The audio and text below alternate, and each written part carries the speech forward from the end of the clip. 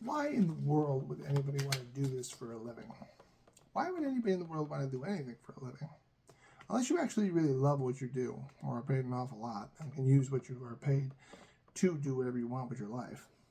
Why? What is the motivation behind it? In the years where I was growing up, the concept was that the things they would tell you, the lies they would spew, had to do with the house that you would own, the happy family that you would have, the wife that you would meet, and everything would just work out. As long as you did your good due diligence and you got good grades and you did what they told you to do, it would all work out in a perfect career and everything would be wonderful. Somewhere along the line, that changed.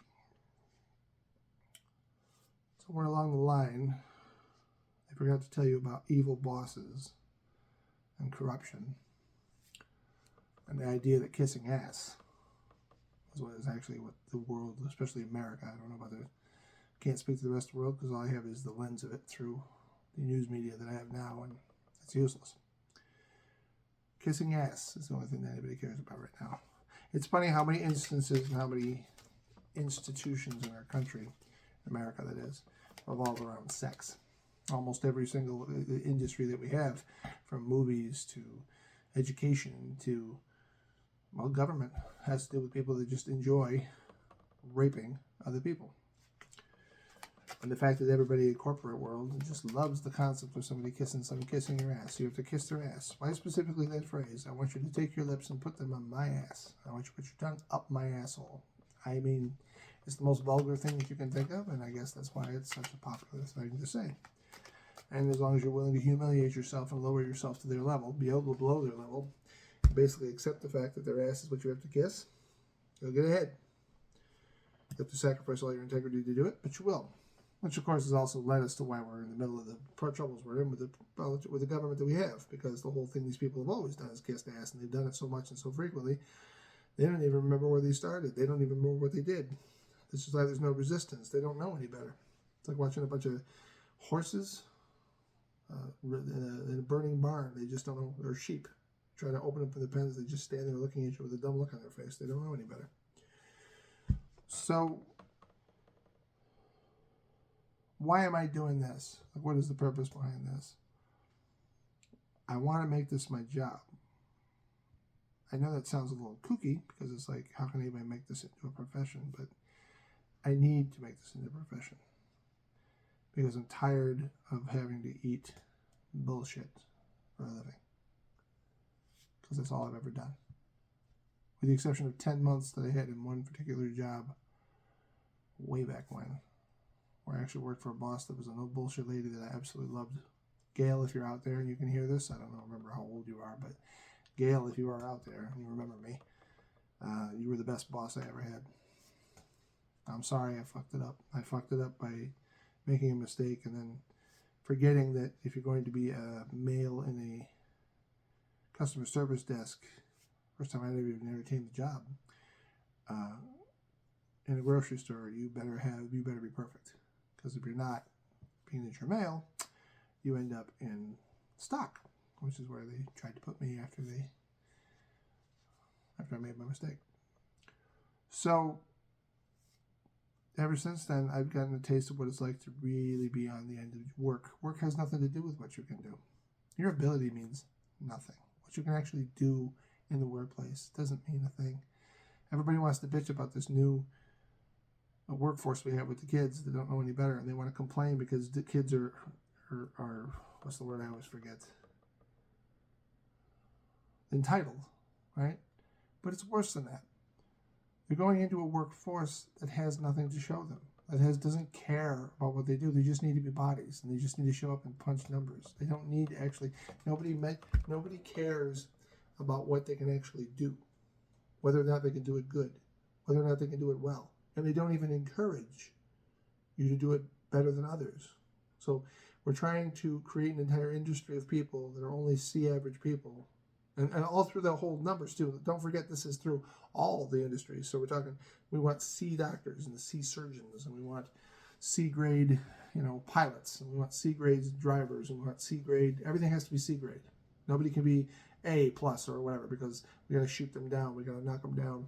That was my argument against Starfleet Academy because I found it interesting throughout the show that Genesis, who's my favorite character, kept trying to excel. And I find it interesting that the writers found it necessary every single time she demonstrated that she truly is Starfleet caliber, that she actually can kick ass and has strategic mind and can actually lead people. They slapped her down every single time, because to stand out in the world we live in now is reprehensible.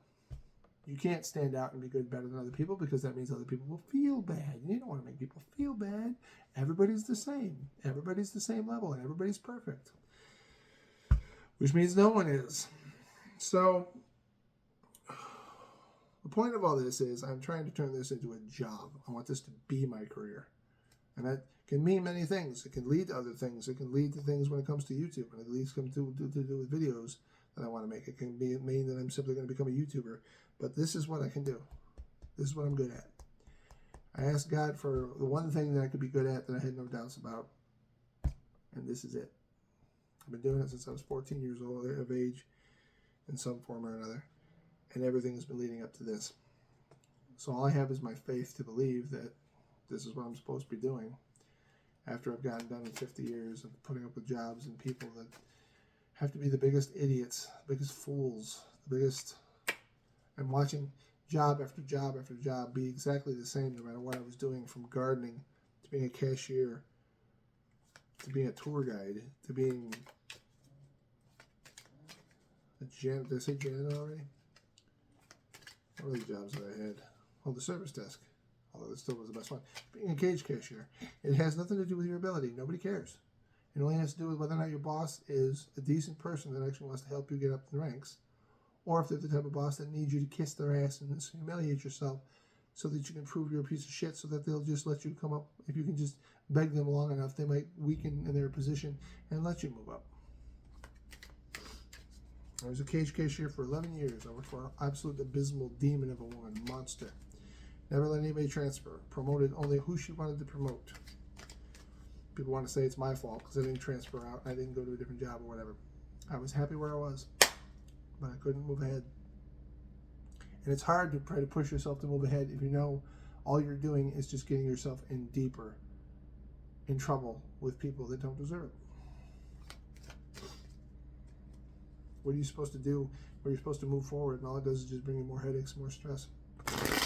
You can die faster. So what is my financial future? What is my future regarding this particular business? I'm daring myself to take a chance and do these cards to see what happens. And I'm just going to do them straight and see what you think. Yep, we start with the Knight of Wands for change. It's not bad. That's what I'm trying to do. I want to change. I want things to change for me. Five of Wands is conflict. That's what I'm trying to get over. So there's the resolution of that. Four of Pentacles again comes up for conservatism, but I think it's the reverse where I have to spend money in order to get forward. That's going to be that's something I have to learn again. I was born into poverty. Poverty makes it difficult for you to spend money. You're always saving money because you know what it's like not to have it. Five of Cups comes for getting over loss. So I have to get over some sort of loss that I have, or am I going to lose something? I think it's getting over loss. I'm not sure what I've lost though, so I'm not really sure. Queen of Cups comes for love, probably from my honey, unless somebody's going to come along and make that different. I'm not sure how that works, because some readings have been suggesting I'm going to meet somebody this whole time, even though I've been with my honey for fucking 12 years. King of Wands comes beneath it for masculine energy, for me finding exactly what I want. And when all is said and done, Six of Pentacles is generosity from the universe. Hopefully. But as everybody who's ever read for themselves knows, I'm also looking into this positively for myself. Although I do have an audience, I'm trying to be objective as I can, but we'll see what happens. Maybe that loss is getting over, because I still carry the idea of that job all this time. Maybe that's the idea. I don't know. Not sure what the loss is. Maybe I should clarify it. What would a clarifying reading do for the loss? What is the loss all about? You'd think I would know, right? It's scary because if it's not something that I know, that means I have to lose something. The only thing I can lose is, right now, I can lose my home because monetary setbacks as a result of my honey constantly being in and out of the hospital all the fucking time, and this not paying enough, this not being able to pay the bills. So what is the loss? Got the Lovers. Well, shit, I hope I don't lose that. Ace of Cups for new love. Let's just keep getting better and better. The Magician for skill. Page of Pentacles, no, Page of Wands for desires reappeared. And the Six of Pentacles, generosity from the universe. Well, at least the generosity from the universe makes me not worry about it then. Which makes it, maybe it's resolution, not loss, but resolution. Can loss be done as resolution? Can the Five of Cups be resolution instead of loss? Can it be resolution itself instead of loss? Don't know. Well, we'll find out, won't we? Or I will anyway. And I'll let you know in a boring little talk, and you'll just sort of half watch as you speed through it looking for the point of this whole thing. Except for the 2 or 3 of you out there that'll actually watch the whole thing and actually care.